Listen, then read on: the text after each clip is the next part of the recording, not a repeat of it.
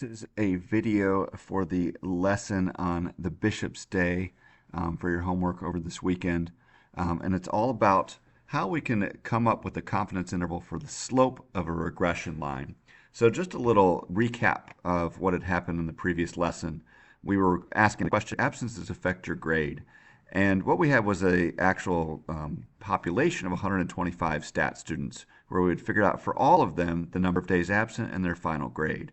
This created was what we called a population regression line. Okay, it's what the truth is.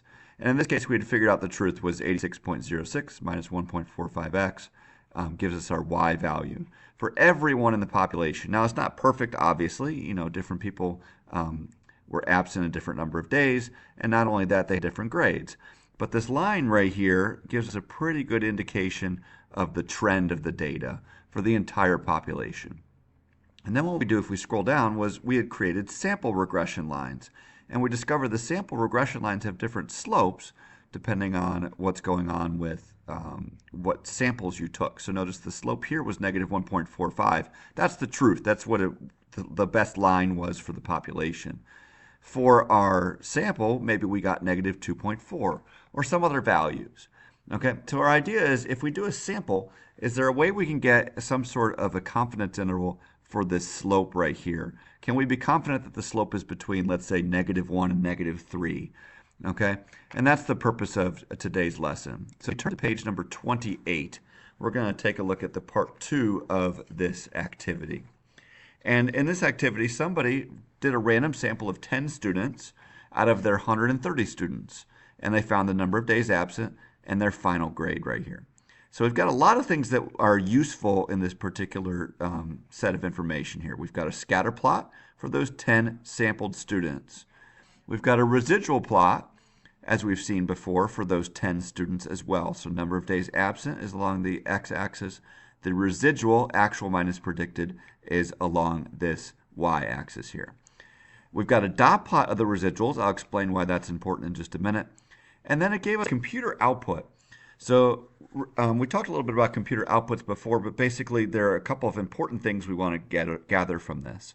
The line that's constant, the coefficient is going to tell us what our intercept is. So the intercept of this line is 87.61. We'll talk a little bit more about what this SE coefficient means in just a second. And then our variable in this case, our x, is number of days absent. And whatever's attached to that as the coefficient is what our slope is going to be. So I call that b right here, negative 1.58. Another important value that we get from this table is what we call standard error of b, or the standard error of this coefficient here. That value is going to be 0.3. So that's our best estimate of what our standard deviation is of our slope in this case. The t and the p we'll talk about a little bit more in the next lesson. So right now just focus on this little area right here. And what we want to do is construct and interpret a 95% confidence interval for the true slope of the population regression line. Remember, we've got the sample regression line, and we want to figure out what our true slope is and get an idea of the range of values here. So what are we going to do? Well, our procedure is what's called a t-interval for slope. And our true slope is going to be called beta, where our sample slope is called b. Again, we're using our Greek letters to represent what's happening with our population. We want a 95% confidence interval, and our parameter is beta. Beta is the true slope of the least squares regression lines for days absent versus our final grade. All right, so this is our sample slope. The true population slope might be something a little bit different from that. Our best guess for what that slope is this negative 1.58 right here. Okay, so when we go through this process, we're going to do the similar sort of process that we used when we did phantoms, and you'll see that example. When we did panic, we'll see that example in just a minute. So we're doing an interval. We're talking about panic. Panic parameter. This is our true slope of our least squares regression line. Assumptions, more on that in a second. Name our test, n, that's a t-interval for slope, beta. I'm going to show you the formula in just a minute for calculating the interval, and then see what our conclusion is. Okay, so we got all of our information right here. What do we check? Well, it's a little bit complicated when we're trying to do our interval for a slope. And we have a nice final acronym for this, and it's called LINER. Hey, it's kind of like linear. Makes sense. And we're going to test 5 things. Isn't it crazy? Our 5 things are this. Linear, L. Does the scatter plot show a linear relationship? Yes, indeed. Does the residual plot not have any sort of curved patterns to it? Yes, indeed. So L, does it look linear? Yes, that's met. I stands for independent. Did we take less than 10% of our total population? In this case, yes. 130 students, 10 out of 130 is less than 10%. So the new ones, normal. N stands for normal. So we look at a dot plot of the residuals. Oftentimes it'll be given to you. And you say, is there any major strong skew or outliers? In this case, no, there's not. So we check that one off. The other new one that we're going to have is E for equal standard deviations. So if we go back to our original problem here, we want to see that no matter what our X values are, we don't have any major differences in our standard deviations of our Y values around each of those number of days absences. So if you look at absent 0, you see that we have about the same standard deviation, the same spread of this the curve here that we would see at time 1 or days 1, days 2, days 3, days 4. That's what we call equal standard deviations. All right, and in this case, the dot plot of the residuals, the residual plot does not show any clear sideways Christmas tree pattern. The residuals are evenly spread across. I'm going to show you an example in just a minute of where they're not. And then finally, R stands for random sample of 10 students. Okay, so that's liner. That is our assumptions test for our panic. So now calculate. General formula, always for our confidence intervals, it's point estimate plus or minus margin of error. For our case, our specific formula is going to be B. That's our sample slope, negative 1.58, plus or minus T star, we've seen that before, times our standard deviation. In this case, we use our standard error for B. This is so easy in the sense that we just have to plug in the values often that are given to us. The only difference is T star. Because we have 2 variables we're worried about, intercept and slope, our degrees of freedom is n minus 2 in this case. This is the one rare case in our class where we see that. So n minus 2 is what our degrees of freedom is. We have n people that we sampled, minus 2 gives us 8. So over here I calculated T star is inverse T of 0.975 because it's a 95% confidence interval plus the 2.5% tail. Plug that into inverse T and we get 2.306. Okay, so over here I've got, if you see, I've just moved this over. So B plus or minus T star times SEB, negative 1.58 comes right from the table, plus or minus the 2.306, that's the T star, times SE, which is 0.3. You plug all that in and you get an answer of negative 2.27 to negative 0.88. I will show you on the calculator. There's an easy way to do it on the calculator as well. So our conclusion, it's a little bit differently worded than what we've seen before. So we are 95% confident that the interval from negative 2.27 to negative 0.88 captures the true slope for the population least squares regression line, that's LSRL, for days absent versus your final grade. Now, can you use your calculator to do this? Absolutely, if you have the data.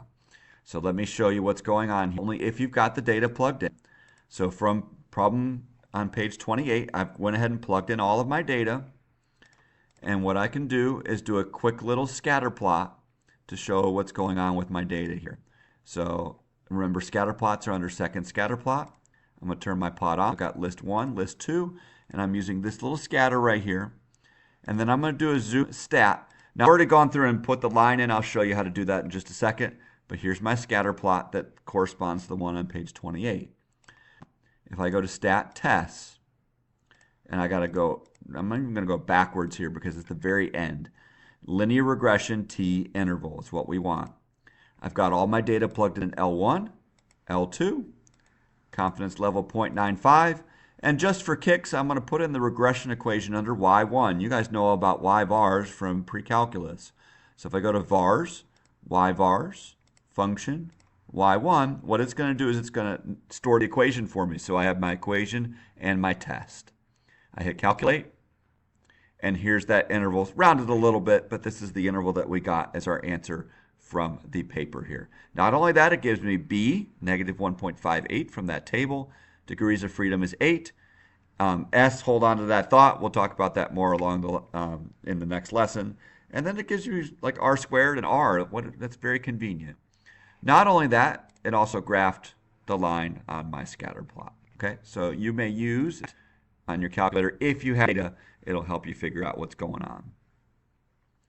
Okay, so in summary, under the quick notes, page 29, we have 5 conditions we're going to check. It's easy to remember because it's linear, like linear. Linear, the scatter plot needs to be linear with no pattern in the residuals. Independent, n is less than or equal to 10% of n, big N. Normal, dot plot of the residuals has no strong skew or outliers. Equal SD, the residual plot doesn't have this little Christmas tree pattern. We don't want to see bigger residuals in certain areas of the graph. They should all be scattered about pretty evenly. And then random sample, and assignment. Our sample line is A plus BX. We talked a little bit about that in our previous class. And our population line is alpha plus beta X. So the Greek letters represent our true population line. Our test is named the t-interval for slope, or t-interval for beta if you want to be fancy. And beta just represents the true slope of the least squares regression line, LSRL, got it right that time, for x and y. So the assumptions we checked are linear, and the formula is b plus or minus t star times the standard error of our b. Degrees of freedom is n minus 2. It's a little confusing, but the idea, remember, as I said before, is we've got 2 parameters we're testing. Our a, intercept, and our b, our slope, tell us what alpha and beta are. So with 2 parameters, we do n minus 2. Before, we only had 1 parameter we were looking at, like mu, or we were looking at p. So now we've got 2, so we say n minus 2 is our degrees of freedom. And I'm going to show you a sneak peek. I know you can pause the video, but I'm going to have you guys do the check your understanding, and I will show you a sneak peek of what I want you to do for this problem. So a thrill seeker is planning to travel across a large field while being suspended in the air by holding onto helium balloons. What an adventure. In order to determine the number of balloons needed for the journey, he did a preliminary study and tested 20 rocks of various sizes, weighing each one and determining how many balloons were needed to lift the rock. So on your paper, they give you a scatter plot, how nice of them, a residual plot right there in the middle, and then a dot plot of the residuals right here. I've gone ahead and highlighted the 2 values that you need. So right here, this 30.4126 is your slope estimate. That's our sample slope, and then our standard deviation of standard error of our coefficients right there. Okay, so we want a 90% confidence interval for the slope of the population regression line. All right, better catch it fast. What you're going to do is you're going to do panic. All right, so parameter beta, do your 5 liner tests, name your test, plug in all your values, and then make your conclusion. If you have any questions, we're going to answer them first thing on Tuesday in our class. So I'm going to let you try it. Don't cheat too much because you need to practice and be able to do it. All right, but it's really not that difficult. Notice you can't use your calculator to do the test. You have to actually plug the numbers in this case, just because of the data is not provided in this case. So you're going to have to rely on their computer output to actually get your answer. Thank you for listening. I'm sure you filled in your notes, all right, because I told you to, and we will catch up this on the next day. Thank you very much.